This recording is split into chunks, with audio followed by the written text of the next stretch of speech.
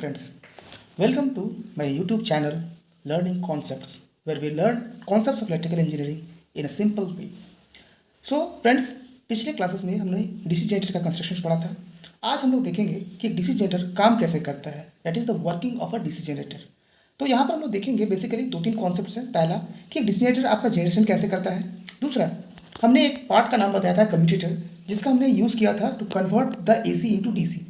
तो आज हम लोग यहाँ पर देखेंगे कि जनरेटर में आखिर आपका जो एसी कहाँ पर जनरेशन होता है, क्यों जनरेशन होता है। ठीक है, तो उसके लिए let us consider a single loop DC generator. Single loop का मतलब जैसे आप देख सकते हैं, यहाँ पर हमने मैग्नेटिक फील्ड के लिए दो मैग्नेटिक पोल्स लिए हैं, एक नॉर्थ एंड एक साउथ पोल।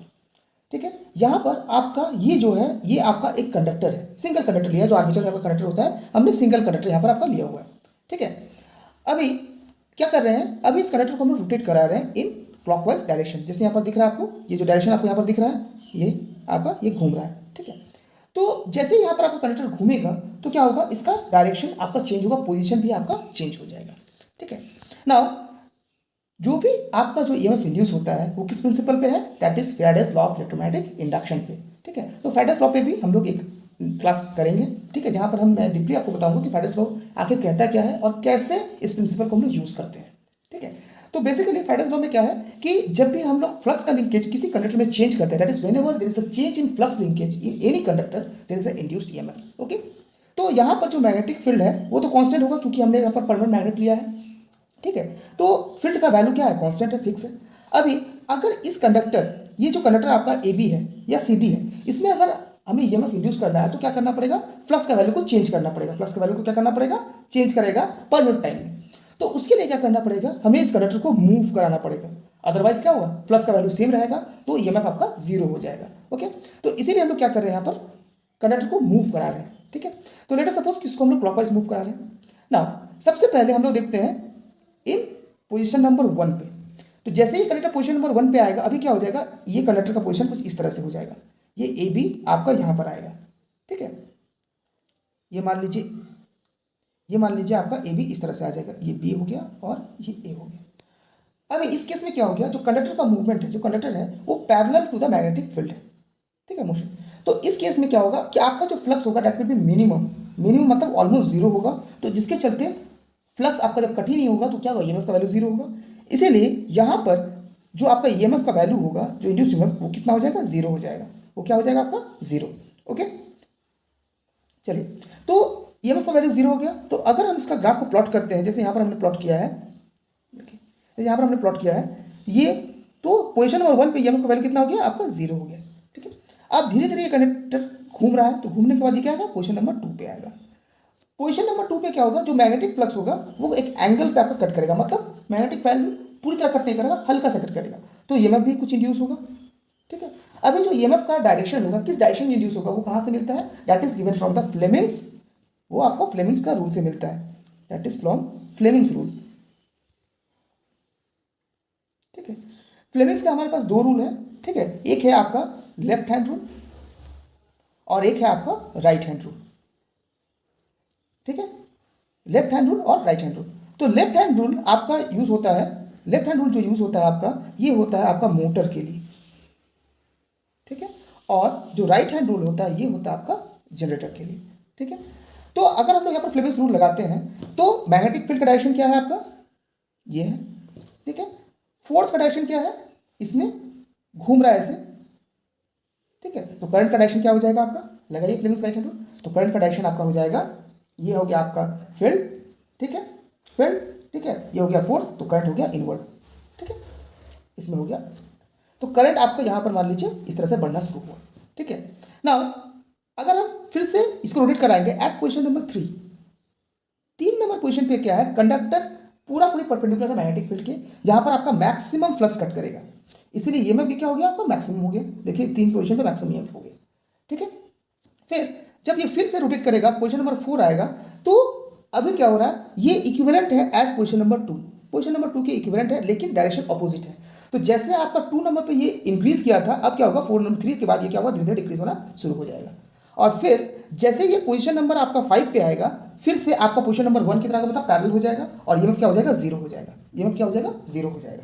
ठीक है, तो ये जो मैं EMF इंड्यूस हुआ वो आपका 1 से स्टार्ट हुआ, 2 3 तक बढ़ा, 4 से फिर डिक्रीज हुआ और 5 में जाकर 0 हो गया। ठीक है, अब ये जो कंडक्टर था, ये जो AB कंडक्टर था आपका यहाँ से स्टार्ट हुआ, साउथ पोल के में आया, 5 नंबर पे आया तो 0 हो गया। जब ये कंडक्टर 5 के बाद 6 पोजीशन पे जाएगा तो अभी ये जो कंडक्टर था जो पहले साउथ पोल के सामने था, अभी ये कंडक्टर क्या हो जाएगा, नॉर्थ पोल के डायरेक्शन में हो जाएगा। दैट मीन्स मैग्नेटिक फ्लक्स का डायरेक्शन क्या हो गया आपका, मैग्नेटिक फ्लक्स का डायरेक्शन क्या हो गया आपका, चेंज हो गया। तो जैसे मैग्नेटिक फ्लक्स का डायरेक्शन चेंज होगा, अब क्या होगा कि जो इंड्यूस्ड EMF है उसका डायरेक्शन भी चेंज हो जाएगा। आप फ्लेमिंग्स राइट हैंड लगा के देखिए कि अगर फील्ड का डायरेक्शन इसमें, अगर मान लीजिए ये फील्ड है, ठीक है, और ये आपका फोर्स है, तो करंट का डायरेक्शन क्या होगा, चेंज हो जाएगा। ठीक है, तो किसी एक का भी डायरेक्शन चेंज करते हैं तो करंट का डायरेक्शन आपका चेंज हो जाता है। तो यहाँ पर क्या हो गया, पहले जो AB आपका साउथ पोल के नजदीक में था, अभी क्या हो गया, नॉर्थ पोल के पास आ गया। तो जैसे ही नॉर्थ पोल के पास आएगा, अब क्या होगा, फिर से वही फिनोमेना होगा, EMF प्रोड्यूस होगा, लेकिन अब इसका डायरेक्शन क्या होगा, रिवर्स हो जाएगा। तो देखिए जैसे 6 पोजीशन पे आया तो जो इक्विवेलेंट में 2 पोजीशन पे था वही यहाँ पर हो रहा है, लेकिन डायरेक्शन क्या है, अपोजिट है। तो 2 में देखिए यहाँ से यहाँ तक बढ़ा था, उस तरह से 5 से 6 में यहाँ से यहाँ बढ़ा, लेकिन अब नेगेटिव डायरेक्शन में बढ़ रहा है। सिमिलरली जब ये 7 नंबर पोजीशन पे जाएगा तो फिर से ये परपेंडिकुलर हो जाएगा, परपेंडिकुलर मैक्सिमम EMF इंड्यूस होगा, लेकिन ऑपोजिट डायरेक्शन में, इसीलिए 7 नंबर पोजीशन पे ये मैक्सिमम आया। फिर 8 में फिर रिड्यूस होना शुरू होगा, फिर से 1 नंबर पोजीशन पे जाएगा तो ये क्या हो जाएगा, EMF आपका 0 हो जाएगा। ठीक है, तो अल्टीमेटली हम लोग क्या देख रहे हैं, जो EMF इंड्यूस हो रहा है वो आपका फ्लक्चुएट कर रहा है, पहले 0 से मैक्सिमम, फिर मैक्सिमम से 0, फिर नेगेटिव डायरेक्शन में मैक्सिमम, फिर 0। तो ये किस तरह का आपका वेवफॉर्म बना रहा है, ये आपका बना रहा है AC वेवफॉर्म्स। ये क्या बना रहा है, AC। दैट मीन्स अगर हम DC जनरेटर भी हम लोग डिजाइन करते हैं तो उसमें जो इंड्यूस्ड EMF हो रहा है वो क्या बन रहा है, आपका AC बन रहा है। वो क्या बन रहा है, आपका AC बन रहा है। और इसीलिए ये चीज समझ लीजिए कि कोई भी जनरेटर हो, चाहे वो AC हो या DC हो, जो बेसिक जनरेशन होता है, जो भी हम लोग इलेक्ट्रोमैकेनिकल डिवाइसेस यूज करते हैं, उसका जो बेसिक जनरेशन होता है वो क्या होता है, AC होता है, DC नहीं होता है। ठीक है, DC का जनरेशन हम लोग करते हैं यूजिंग केमिकल, जो आपका ये सेल्स होते हैं, बैटरीज होते हैं, वहाँ पर करते हैं। बट जब इलेक्ट्रोमैग्नेटिक इंडक्शन की बात करते हैं, इलेक्ट्रोमैकेनिकल डिवाइसेस की बात करते हैं, या फिर इलेक्ट्रिकल मशीन्स की बात करते हैं, तो वहाँ पर जो बेसिक जनरेशन होता है वो क्या होता है, आपका AC होता है। और AC होने की वजह से आर्मेचर में जो करंट होता है वो क्या होता है, हमेशा AC हो गया। और जैसे ही AC करंट फ्लो होगा तो आपका वहाँ पर कोर लॉसेस आपका आ जाएगा। कोर लॉसेस में मतलब हिस्टैरिसीस लॉस और एडी करंट लॉस, क्योंकि ये दोनों लॉसेस क्या होता है, फ्रीक्वेंसी डिपेंडेंट होते हैं। और इसीलिए आर्मेचर का कोर को हम लोग क्या करते हैं, हमेशा हम लोग क्या करते हैं, लैमिनेट से बनाते हैं। हम लोग अभी पढ़े थे कंस्ट्रक्शन में कि हम लोग क्या करते हैं, इसको लैमिनेट से बनाते हैं। लैमिनेट क्या करता है, इस एडी करंट लॉस को मिनिमाइज करता है। ठीक है, तो अगर हम लोग इसको लैमिनेट से नहीं बनाएंगे तो क्या होगा, तो इस AC करंट को में क्या होगा, जैसे ही फ्रीक्वेंसी आएगा आपका ये कोर लॉसेस आ जाएंगे। और लैमिनेट्स क्या करता है, हमें इस एडी करंट लॉस को मिनिमाइज करने में मदद करता है। इसीलिए चाहे कोई भी जनरेटर हो, AC हो, DC हो, हमेशा आर्मेचर क्या करता है, हम लैमिनेट से बनाते हैं।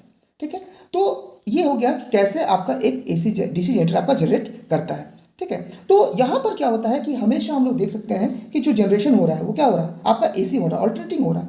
ठीक है, तो अब हम लोग डिज़ाइन के यहाँ पर क्या किए, हम लोग पढ़ क्या रहे हैं, हम लोग पढ़ रहे हैं DC जनरेटर, लेकिन सिर्फ AC जनरेशन हो रहा है। तो अब अगर ये AC जनरेशन होगा तो ये तो मेरा यूजफुल नहीं होगा। अगर हम मॉडर्न जमाने की बात करें तो हमारे पास सारे AC डिवाइसेस हैं, लेकिन ये हम लोग बात कर रहे हैं जब DC जनरेटर जनरेट बना था, उस समय में बेसिकली हम लोग मूव कर रहे थे फ्रॉम सेल्स, बैटरीज से एक इलेक्ट्रोमैग्नेटिक जनरेशन की तरफ। तो उस समय में जो भी डिवाइसेस थे वो सारा आपका DC बेस्ड था। ठीक है, वो DC बेस्ड था। तो अगर हम लोग कोई ऐसा जनरेटर बना रहे हैं जो कि आपका AC जनरेशन कर रहा है और जो सूटेबल नहीं है फॉर द एग्जिस्टिंग डिवाइसेस, तो वो मार्केट में आपका नहीं चलेगा। चलेगा क्या, मान लीजिए अभी आपके घर में सारे AC डिवाइसेस हैं और कोई कंपनी आपको एक DC सप्लाई प्रोवाइड कर रही है, तो क्या आप उस सप्लाई को लीजिएगा, नहीं लीजिएगा।